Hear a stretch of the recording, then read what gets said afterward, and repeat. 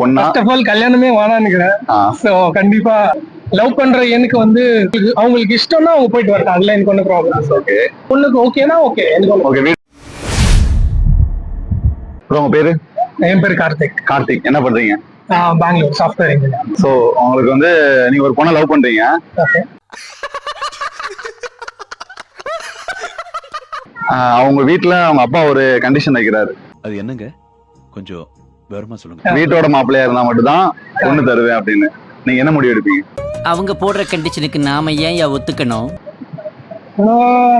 என்ன சொல்றது?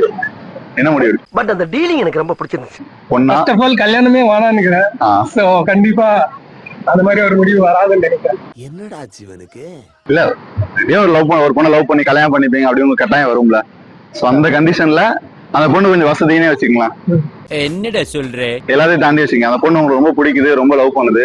ஏன்னா அதை நீங்க என்ன பண்ணுங்க? கண்டிப்பா வீட்டோட மாப்பிள்ளையெல்லாம் போக முடியாது. என்னென்ன சொல்றான் பாருங்க, கம்பி கட்டுற கதையெல்லாம் எடுத்து போடுறாங்க. போக முடியாது. ஏன் போக முடியாது?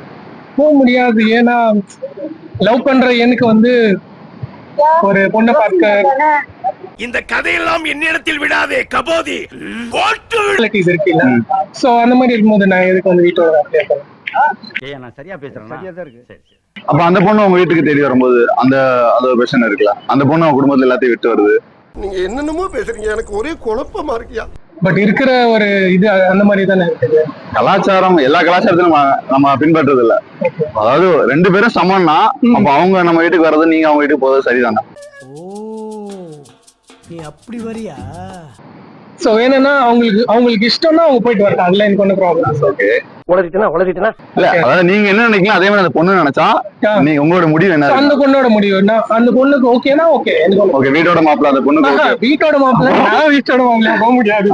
உங்க தீர்ப்புல தீய வைக்க. அதுதான் கேள்வி. நீங்க அந்த பொண்ணை விட்டு கொடுக்க முடியாது. ஆமா. சோ அந்த கண்டிஷனே விட்டு கொடுக்க முடியாது. சோ என்ன முடிவு எடுப்பீங்க? தெரியல வச்சு ஒரு கோட்டு சொல்ல.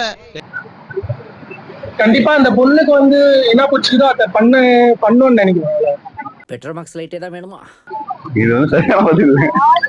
சரி, ஓகே. யூடியூப்ல லட்சக்கணக்கான வீடியோக்களை போட்டு ஒரு லைக் கூட வரலன்னா மனசு ஒடிஞ்சு போயிடும்.